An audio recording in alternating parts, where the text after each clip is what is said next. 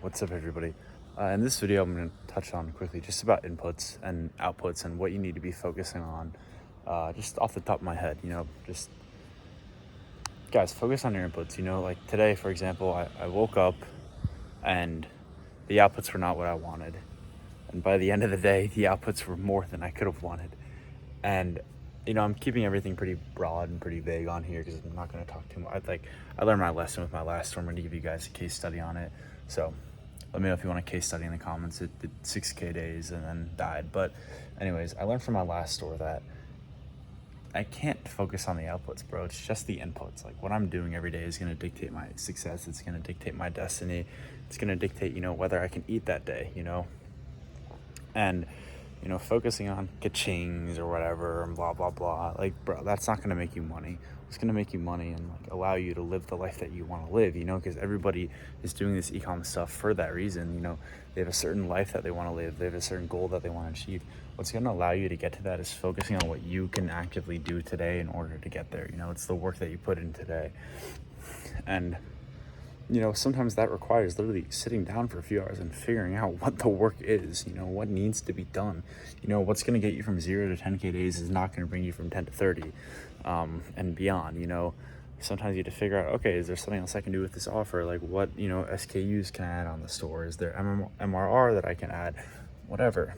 And that requires you sitting down, pen and paper, if you have a business partner, you and him talking and figuring it the hell out. And it's not always brute forcing it. I used to think I could just brute force stuff, but it's not the case. And also just focusing on the money coming in and cha-chings and whatever, bro, you're gonna lose your sanity. I just don't do that, guys. Focus on your inputs, focus on what you can do, especially if you're starting out your journey now. A lot of people I know don't understand are watching this video because they're starting out their journey as well. And first thing I want to say, you're never working alone. If you're working, I'm working at the same time as you, or I'm in the gym, or I'm sleeping. So understand, most of the time I'm working alone, so you're not alone. Second, focus on what you can actively do in order to succeed, not on when am I going to get my first sale.